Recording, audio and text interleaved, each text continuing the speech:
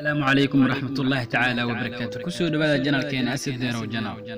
كرن شيك دريمهاغا وعادي إناد مرغوتو فرحدو قصشو اويدو wax ogolaato waxna diido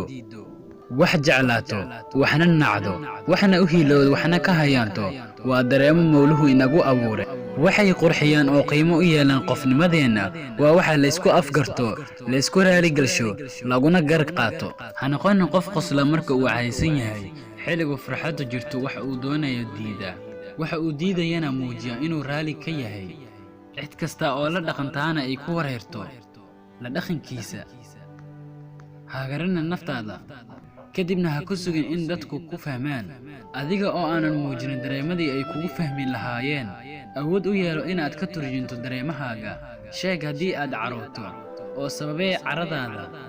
garnaqso hadii aad gar leedahay